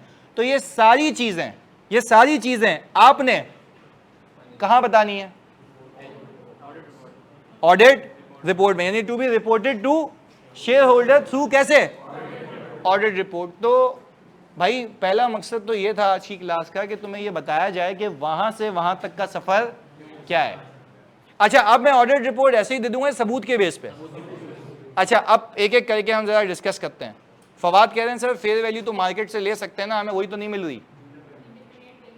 भाई आप मुझे बताएं क्या मार्केट से मिल रही है? अगर मिल रही होती तो मुझे सबूत मिल जाता। हम तो कह रहे हैं हमें मिल ही, तो हम बोल रहे हैं तू बता दे कहां से लाया भाई, जब सबूत ही नहीं मिल रहा तो क्या मैं ये कह सकता हूं कि मेरे फाइनेंशियल सही हैं या मुझे सबूत ही नहीं मिला? तो ये बात भी कहां बताऊंगा? ऑडिट रिपोर्ट में। पहले बताओ यहां तक साथ हैं, पक्की बात है। चलें अब एक एक करके चलते हैं आगे, बड़ी अहम बात है ऑडिट रिपोर्ट। इधर अब आपने फोकस, अब सब एक पेज पे आ गए। इधर वो कह रहा है पूरी दुनिया में रिपोर्ट का फॉर्मेट एक ही होना चाहिए, पूरी दुनिया में रिपोर्ट का फॉर्मेट। यानी एग्जाम्पल, मैं पाकिस्तान में बैठा हूं, पाकिस्तान का शेयर होल्डर ऑडिटर अपॉइंट करेगा, उसको रिपोर्ट वैसी मिलेगी, उसके अल्फाज सेम होंगे। इंडिया में बैठा हुआ शेयर होल्डर जिसकी कंपनी है वो इंडिया में ईवाई को अपॉइंट करेगा, पीडब्ल्यूसी को अपॉइंट करेगा, उसकी रिपोर्ट की लफाजी इंडिया के मुताबिक नहीं होगी, सेम होगी। सेम होगी मतलब कंसिस्टेंट होगी, हिंदी में तो नहीं देगा रिपोर्ट, सेम होगी, इंग्लिश में होगी, उसके अल्फाज भी सेम होंगे। क्यों जरा बताते हैं क्यों। मैं अगर एक मिनट सुनिएगा आप जरी, अब देखें यहां से मैं ऑडिट रिपोर्ट में मैंने तुम्हें रिस्क में तो क्या ही जलील किया होगा जो मैं रिपोर्ट में करूंगा। तुम्हारी सोच है इसमें, इतनी चीजें, इतने केसेस हैं, इतनी एग्जांपल्स हैं, तुम पागल हो जाओगे लिख लिख के। तुम सिर्फ खाली फोकस होकर साथ रहो। इधर सुनो, वो कह रहा है रिपोर्ट शुड बी कंसिस्टेंट। अब देखो यहां पे आयशा कह रही है आयजा के अकॉर्डिंग। भाई क्यों, वजह पता होनी चाहिए ना। वजह ये, मुझे एक बात बताओ, अगर मैं तुमसे पूछूं तुम्हें आईकैप का रिजल्ट आता है, उसमें लिखा हुआ होता है कैफ स्टेटस पास्ट। आहा, अच्छा देखो मुस्कुराहट कैसी आई, पता है ना कि क्या लिखा हुआ आता है, एक्सपेक्टेशन क्या है, और फिर कैफ स्टेटस सब्जेक्ट के मार्क्स। तो आप मुझे एक बात बताएं, समझने की बात है, आप मुझे एक बात बताएं, एक पैटर्न है जो हर किसी को समझ आ रहा है। अब शेयर होल्डर बन के सोचते हैं, शेयर होल्डर को पता है अगर ये लिखा हुआ होगा तो सब, और अगर ये लिखा हुआ होगा तो मसला है। तो अब ये पूरी रिपोर्ट में यही तो सिखाऊंगा कि अगर कोई मसला है तो उसको लिखने का तरीका भी सबका सेम है। यानी इंडिया में जो मसला निकला और पाकिस्तान में भी वो मसला होता तो दोनों को लिखने का तरीका सेम होता। वो सीखना है ताकि शेयर होल्डर को पता हो ये मसला पूरी दुनिया में कहीं भी हो, देख के समझ आएगा। तो अब मैं आपको एक एग्जांपल देता हूं। एक क्लाइंट था, क्लाइंट को मैंने बोला सुनिएगा बड़ा फोकस होके, इधर प्लीज सुनना।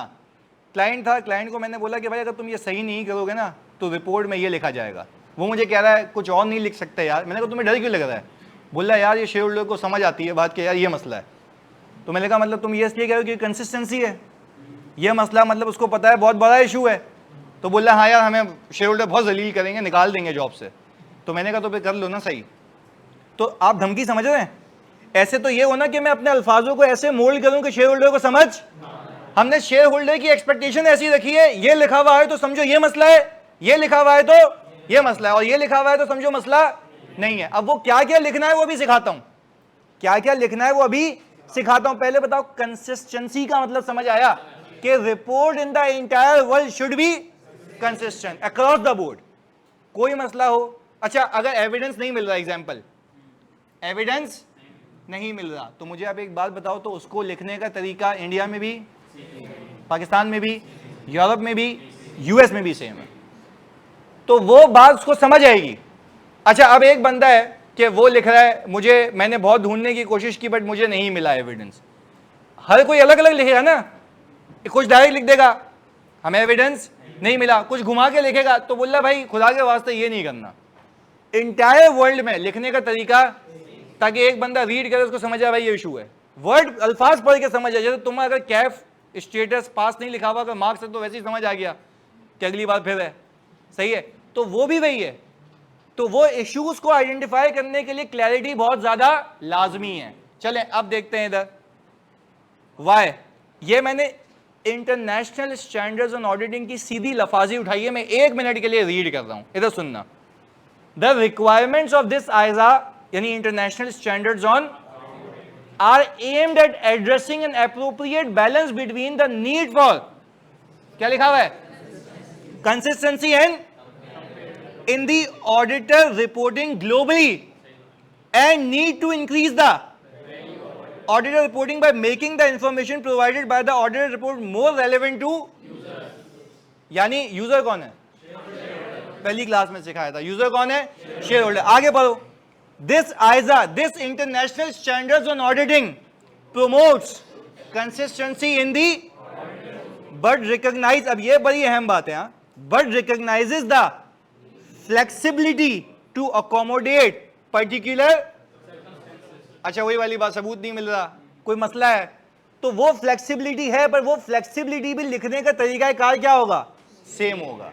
वो बोल रहा है सही है, मैं ये नहीं कह रहा कि ये पत्थर पे लिखी है यही लिखोगे, पर हाँ कुछ हालात वाकयात हुए तो उसके अंदर फ्लेक्सिबिलिटी हो सकती है, पर उसका लिखने का तरीका भी मैं ही बताऊंगा। क्लैरिटी है? अच्छा, तो अब हमने ये कहा कि सर हम शुरू करते हैं कंटेंट्स ऑफ ऑडिट रिपोर्ट। तो सर आपका सवाल ये होना चाहिए था मुझसे कि सर हम कंटेंट्स का मतलब है रिपोर्ट में क्या क्या आएगा ये सीखने लगे, हाँ या नहीं? तो आप अपनी रिपोर्ट क्यों नहीं बना लेते? कंसिस्टेंसी। भाई देखो, मैंने तो ये बात की यहां से, क्योंकि कोई में ऐसे बच्चा उठ के बोलता सर हम ये रिपोर्ट को फॉलो क्यों कर रहे हैं, हम अपनी बना लेंगे, तो वो तो मना कर रहा है ना। वो कह रहा है कंसिस्टेंसी, पाकिस्तान की रिपोर्ट, यहाँ की रिपोर्ट, वहां की रिपोर्ट, सबकी सब क्या होनी चाहिए? सेम होनी चाहिए। आप जरा इधर देखिएगा, कंटेंट ऑफ ऑडिट रिपोर्ट में सबसे पहले हेडिंग आती है, ये रिपोर्ट इंडिपेंडेंट ऑडिटर की रिपोर्ट है। अच्छा, अब मैं आपसे अगर एक बात पूछूं, ये लिखना लाजमी है तो शेयर होल्डर को विश्वास तभी आएगा। अच्छा, इंटरनल ऑडिट भी तो होता है, वो इंडिपेंडेंट होता है। चलो एक एक करके बात करते हैं। क्या आप लोग इस कंपनी के शेयर्स रख सकते हैं? क्या आपकी बेगम इस कंपनी की सीएफओ हो सकती है? वालिद, मदर, कोई भी नहीं। अच्छा, क्या आप इस कंपनी के एम्प्लॉय होकर रिपोर्ट दे सकते हैं? नहीं दे सकते सर, इंडिपेंडेंट होना जरूरी है। पहले बताओ, कहानी समझ आती है? पक्की बात है। अच्छा, आपको पता लगे कि आपका एक सिग्निफिकेंट बिजनेस है इस कंपनी के लिए, आपके वालिद साहब का कारोबार है एयर कंडीशंस का, और ये कंपनी एयर कंडीशंस पूरा के पूरे यूनिट्स आपके फैमिली बिजनेस से खरीदती है, क्या आप इंडिपेंडेंट है? आप तो नहीं कर रहे, आपकी फैमिली बिजनेस है सर, डीलिंग है, इंपैक्ट आएगा। इंपैक्ट वो आपको धमकाएगा कि भाई मैं सही नहीं करूंगा, अगर सही करवाई तूने चीज तो फिर बिजनेस भूल जा। तो आप क्या बोलोगे? सही है भाई, कर ले, जाने दे, क्या मसला है। तो पहले बताओ, क्या ऑडिट करने के लिए इंडिपेंडेंट होना लाजमी है? पर उस रिपोर्ट पे कॉन्फिडेंस को एनहांस करने के लिए आपने क्लियरली मेंशन करना होगा कि ये रिपोर्ट इंडिपेंडेंट ऑडिटर की रिपोर्ट है। मैं तुम्हें इसमें भरण बताता हूं क्या हुआ। ICAW में एक सवाल पूछा गया, उसने पूरी रिपोर्ट बना के दी, उसने बोला इसमें गलतियां निकालो। इसमें ऊपर लिखा हुआ था ऑडिटर्स रिपोर्ट, बच्चों ने पिकी नहीं किया इंडिपेंडेंट, तो आपने बताना होगा कि इसमें इंडिपेंडेंट का अल्फाज मिस हुआ है। पहले बताओ, बात याद रहेगी? तो आगे जब हम पूरी रिपोर्ट कर लेंगे तो फिर सवालात ऐसे आएंगे, पूरी रिपोर्ट दूंगा और हमें उसमें गलतियां निकालनी होंगी। तो पहले मुझे एक बात बताओ, सबसे पहला कंटेंट क्या है? ये रिपोर्ट किसकी है? इंडिपेंडेंट ऑडिट की रिपोर्ट है। चलें अब आगे देखें। हमने कहा this is the heading of the audit report, जो बताता है कि जो बंदा ये रिपोर्ट दे रहा है उस कंपनी का या उसकी मैनेजमेंट से कोई रिलेशन नहीं है। क्या ये बात सही है? चले जी, ओके। अब देखिएगा, कुछ रिपोर्ट यहां से शुरू होती है, कैसे बनी हुई है? Independent auditors report. पहले बताओ, कहानी समझ आती है? तो ये सारे कंटेंट्स आपको आपकी बुक में लिखे हुए दिखेंगे, ये सिर्फ मैंने आपको समझाने के लिए। चलें अगला कंटेंट, क्या लिखा हुआ है? अच्छा, एक मिनट सुनिएगा, एक मिनट सुनिएगा, इसके पीछे भी कहानी है। आपको मैंने बताया था, कोई मुझे बता दे जिससे मैं पूछूंगा, जानी आज भी तू बताएगा, सही है? ऑडिटर को अपॉइंट कौन करता है?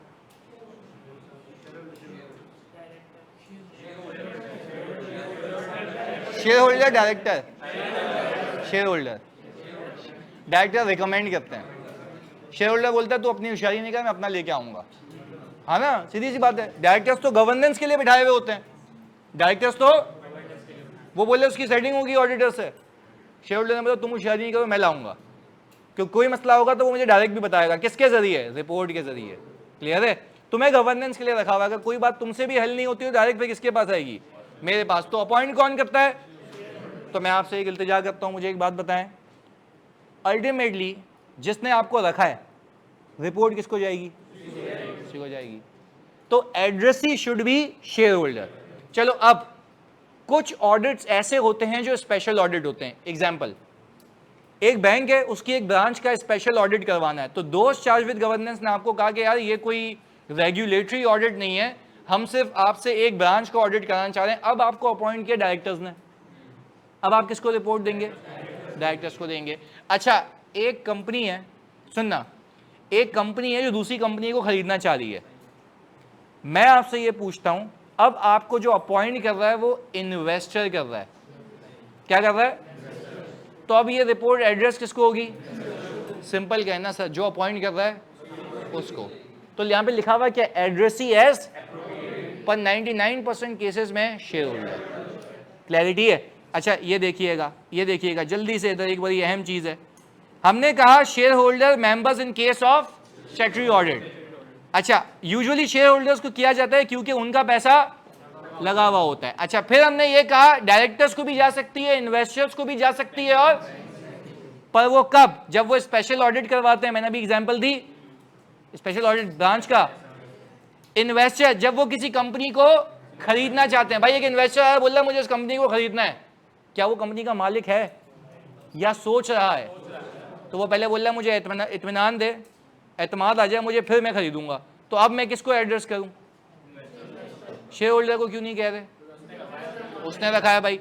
अच्छा, बैंक बोल रहा है कि यार मुझे इनके छोटी फर्म से ऑडिट करवाया था इन्होंने, मुझे नहीं भरोसा इस पे, इतना बड़ा लोन है इनका कि सैंक्शन में टाइम लगेगा, तुम ऑडिट करके दो। अब मुझे अपॉइंट किसने किया?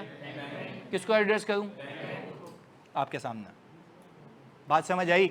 तो हमने एड्रेसी पे क्या लिखा जानी? Addressee as appropriate. अब होल्ड ऑन, यहां पे रुक के, रिपोर्ट कंसिस्टेंट होनी चाहिए पाकिस्तान में या हर जगह? तो क्या उसमें कोई चेंजेस की गुंजाइश है? हालात वाकयात में वो बताएगा कि वो भी मैं बताऊंगा, बोल रहा है, क्योंकि उसने सारे वाकयात को कवर किया हुआ है। सही जी, वो कह रहा है वो भी मैं बताऊंगा। अच्छा, सबसे पहले हेडिंग, और फिर हम बताएंगे ये हमारी रिपोर्ट है, हम इंडिपेंडेंट ऑडिटर हैं, बट ये रिपोर्ट आपको दी जा रही है। इसकी एक बेहतरीन एग्जांपल भी देता हूँ, केस भी है इस पर, सुनना। पाकिस्तान का ही है, तो क्या वो अनफॉर्चुनेटली फर्म में भी था, तो मैंने वो देख लिया था। हुआ क्या कि एक समझने की बात है, एक बंदा होगा XYZ, वो बैंक गया, बैंक में बैठा होगा, ब्रांच मैनेजर के पास ना ऑडिटर की रिपोर्ट पड़ी हुई होगी वहाँ पे टेबल पे।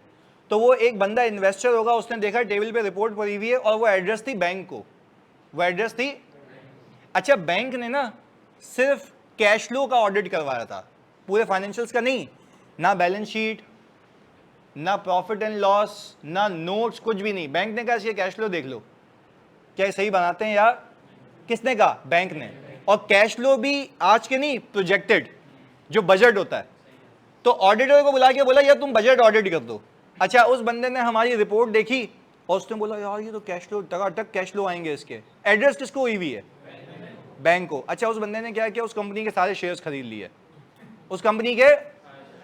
कहानी सुने, मैं फिर रिपीट कर रहा हूं, ये जो रिपोर्ट एड्रेस हुई हुई थी वो किसको हुई हुई थी? बैंक को। सुनना, ये मैं लिटरली कहानी बता रहा हूं, एक फर्म की नाम नहीं लूंगा, ना समझ ही आ जाएगी वैसे कौन सी कंपनी। सुनो, एड्रेस हुई हुई थी बैंक को। अच्छा, बैंक को जो एड्रेस की हुई थी, क्या ऑडिटर ने ऑडिट जो किया था, क्या फाइनेंशियल स्टेटमेंट्स का एज अ होल किया था, प्रोजेक्टेड का? उसमें अजम्पशंस होती हैं कि ये होगा, ये हो सकता है, ये सारी चीजें। अच्छा, अब वो रिपोर्ट सुनना, अब वो रिपोर्ट बैंक को एड्रेस हुई हुई थी, जिसमें आखिर में लिखा हुआ था ये रिपोर्ट इस बुनियाद पे मुश्तमिल है, इस चीज पे दी गई है कि ये अजम्पशंस आगे जाके वर्क करें, नहीं करें तो हमारा इसमें कोई हाथ, ये आखिर में लिखा हुआ था। उस भाई ने देखा ऑडिटर का रिपोर्ट है, प्रोजेक्शंस ने, उसने कैश फ्लो देखे, वाह भाई वाह इतनी अच्छी, उसने बाकी चीजें पढ़ी नहीं, उसमें आखिर में केवियट डला हुआ, मतलब एक कंडीशन डली हुई है कि अगर आगे अजम्पशंस ऐसी वैसी हुई, तो मैंने तो खाली आज के बेस पे देखा, आगे कुछ भी हो सकता है। अब उसमें कुछ अजम्पशंस ऐसी थी कि एक्सचेंज रेट्स नीचे आएंगे, पेट्रोल की प्राइसेस नीचे आएंगे, या व्हाट्सएवर, ये चीज़ अजम्पशन थी, जबकि उसके उलट हो गया। अब वो बंदे ने खरीद लिया कंपनी डूब गई, और यही बैंक का लोन जहां पे वो ब्रांच मैनेजर बैठा हुआ था, वही ब्रांच मैनेजर कह भाई पैसे दे। किससे मांग रहा है वो? शेयर होल्डर से। क्यों मांग रहा है? कंपनी तो उसकी है ना। अच्छा, वो पकड़ लिया ऑडिट को, उसने ऑडिटर को, सुनना, वो पकड़ लिया ऑडिटर को ऑडिटर को कह रहा भाई तुमने रिपोर्ट दी थी, तुम्हारी वजह से मुझे लॉस हुआ है, मैं तुम पे केस करूंगा। ऑडिटर ने कहा तेरे को दी थी? ऑडिटर ने क्या कहा? तुझे दी थी। होशियार क्यों बना? ये एड्रेस किसको हुई हुई है? बैंक को। बैंक ये बोले मैं समझता हूं, तुम बोलो ये बात समझ नहीं आती है। तो बोला बैंक क्यों बोलेगा? बैंक तो मेरे एसेट्स बेच के रिकवर कर लेगा, यही है ना? बैंक को तो पता है आखिर में लिखा हुआ है कि this is subject to change in assumptions, हमने लिखा हुआ है ना। अच्छा, अगर अजम्पशंस वैसी चलती तो क्या कोई मसला है? मैंने उस वक्त की अजम्पशंस के हिसाब से सही देख लिया था। पर खैर अगेन, अब मुझे एक बात बताओ, क्या एड्रेसी होना बड़ा इंपॉर्टेंट है? भाई तुम्हारी सोच है कैसे केसेस हो सकते हैं। अगर तुमने एड्रेसी को, अच्छा इस केस में अगर एड्रेसी होता शेयर होल्डर, तो फिर अब मुझे बताओ क्या फर्म पे पेनल्टी आती? क्यों? क्योंकि आप शेयर होल्डर को कर रहे हो एड्रेस, जबकि उसने आपको अपॉइंट। तो आप देख के नाम लिखो, एड्रेसी एज एप्रोप्रिएट। पहले बताओ कहानी समझ आती है? चलें जी, तो अब देखें, वो ये कह रहा है इंटरनेशनल स्टैंडर्ड्स इन ऑडिटिंग, ये कह रहा है मैंने आपको प्रोटेक्ट करने के लिए इंटरनेशनल स्टैंडर्ड्स बनाए। तो आप अपनी होशियारी करेंगे तो नुकसान किसका है? आप ही का है। तो बीइंग एन ऑडिटर आपने सबसे पहले हेडिंग डालनी है कि मैं कौन हूं, और दूसरा मैंने एड्रेस किसको की है? As appropriate. पहले बताओ कहानी समझ आती है? ऑनलाइन में तो प्लीज बताओ यहां तक बात समझ आती है? अब देखेंगे आगे गेम। दो चीजें हो गई, सुनिएगा फोकस के साथ। मैंने कहा कि सर चलें, सही है, मैं इंडिपेंडेंट भी हूं और एड्रेसी भी हो गया। सबसे पहले सबसे काम की बात, ओपिनियन। अच्छा, अब दो चीजें होंगी ना, वैसे मोटी मोटी बात करते हैं, सुनिएगा फोकस के साथ। आमना इसके बाद सुनिएगा, मैं यही बताऊंगा ना ओपिनियन में कि मेरी नजर में फाइनेंशियल स्टेटमेंट या तो सही है या तो नहीं है, या तो मुझे सबूत नहीं मिला। कितने केसेस? आगे उसके अल्फाज चेंज करूंगा, अभी मैं बहुत हाई लेवल बता रहा हूं क्योंकि कंटेंट्स पे काम कर रहा हूं। जब ये ओपिनियन के पैरा की शुरुआत होगी ना, वो कुछ ऐसे होगी, जरा देखिएगा।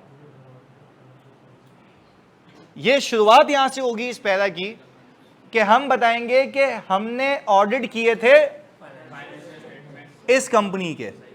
मैं बताऊं क्यों कह रहा हूं, मेरी बात समझना। कोई ऐसा नहीं हो कंपनी का नाम चेंज कर दे, आप क्लियर कर दो कि हमने ऑडिट किए हैं इस कंपनी के फाइनेंशियल स्टेटमेंट जो इस साल के हैं, जो इस, देखो ये देखो क्या लिखा हुआ, we have audited the financial statements of for the year 31 December 2024। अच्छा, फिर मैं इसके आगे लिखूंगा कि फाइनेंशियल स्टेटमेंट्स के अंदर ये चीजें आती हैं।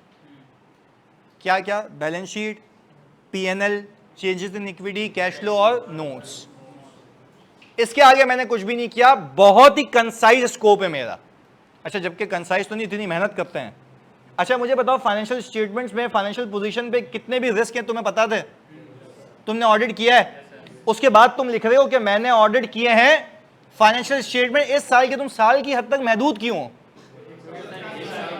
एक साल का किया है ना। अच्छा, तो अगर तुम ओपन एंड रखोगे तो वो तो बोलेगा भाई तूने तो पता नहीं कोई भी साल का है। तो आपने बड़ा कंसाइसली ये बताना है कि मैंने ऑडिट किया है, इस साल का किया है और इस का किया है। यानी कंपनी के अंदर फाइनेंशियल स्टेटमेंट्स का मतलब यह है। मैं आपको क्लियर करता हूं क्यों कह रहा है वो। किसी बच्चे ने एनुअल रिपोर्ट का नाम सुना है? अच्छा, एनुअल रिपोर्ट होती है कि कंपनी के फाइनेंशियल्स होते हैं, उसके ऊपर डायरेक्टर्स की कमेंट्री होती है। अब डायरेक्टर्स में बकवास कर रहे होते हैं कि हमने वो छक्के मार दिए इस बार, भाई ये रेवेन्यू की ग्रोथ, ये वो रेशियोज, सारी चीज़ें आ रही हैं। हम कह रहे हैं भाई उसकी जो भी बकवास है ना, उससे मेरा कोई ताल्लुक नहीं है। अच्छा, होता क्या है?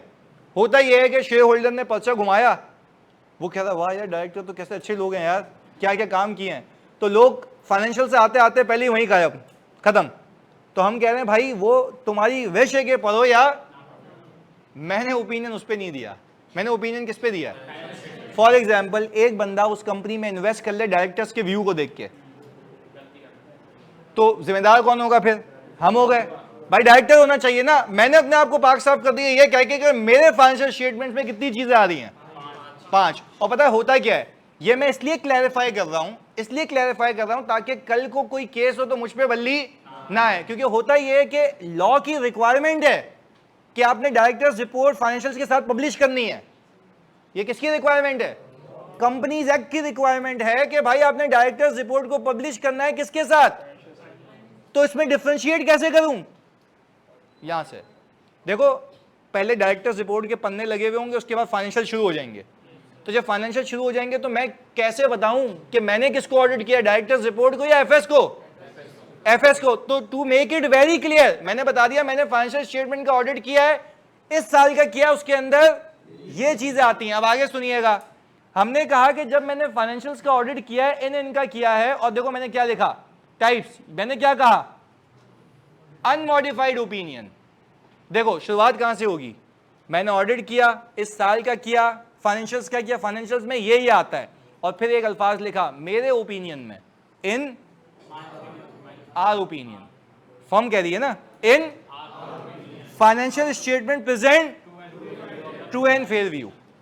अच्छा आप सोच के बताना मुझे, सारे बच्चों ऑनलाइन वालों आप भी, ये अल्फाज मैं कब लिखूंगा, जब मुझे सबूत मिल जाएगा और कोई इशू पक्का? तुम खुद एक बात सोच के बता दो, वैसे ही ये अल्फाज मैं तब लिख सकता हूं जब मुझे सबूत ही ना मिले, तो वो अल्फाज कुछ, तो अब ये किसने बोला चेंज हो जाएंगे? आपने। चेंज हो जाएंगे का मतलब ये है कि मॉडिफाई हो जाएंगे। साथ सुनना ये बात, इनका अल्फाज क्या हो जाएंगे? ऑनलाइन वालों ये कह रहे हैं अल्फाज चेंज हो जाएंगे, मतलब तभी इसका नाम क्या है अभी। यानी यूजुअली लोगों की एक्सपेक्टेशन ये होती है कि कोई मॉडिफिकेशन, सब सही है, प्राइमरी एक्सपेक्टेशन तुम्हारी भी, कैफ क्वालिफाइड पास, प्राइमरी एक्सपेक्टेशन सब, पर अगर कुछ गेम होती है तो वो अल्फाज क्या हो जाते हैं? मॉडिफाई।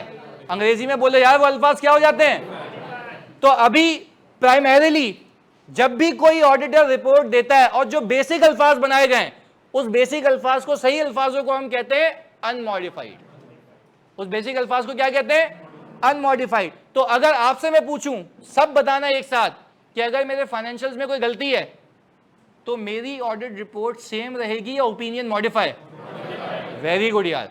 तो अब आज के बाद अगर हम ये सीखें और तुमसे समझें, मॉडिफाइड ओपिनियन का मतलब है मसला, वेरी गुड। अब देखो जब तुम ये कह रहे हो ना मॉडिफाइड ओपिनियन का मतलब शेयर होल्डर फौरन देखेगा, एक और चीज सिखाता हूं, जब हेडिंग है ना, अभी हेडिंग किसकी डली हुई है?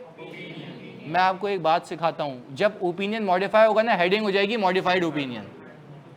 अच्छा अब बताओ, शेयर होल्डर के सामने ऐसी रिपोर्ट आई, वो नीचे कुछ पढ़ नहीं रहा, ऊपर लिखा हुआ मॉडिफाइड ओपिनियन, चौकन्ना हो जाएगा, अलर्ट हो जाएगा। अच्छा तो इंडिया वाला भी, यूएस वाला भी, क्यों?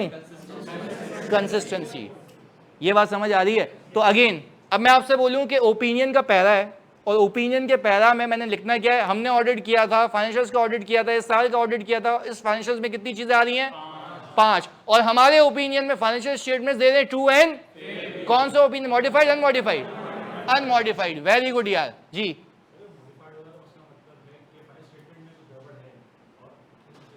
और उसने सही नहीं की, सही है तो सही नहीं कर रहा ना, वो बोला जाओ कुछ भी कर लो, नहीं कर रहा, अब क्या करोगे? तो आप बोलोगे हमारे पास भी एक हथियार है, ऑडिट रिपोर्ट।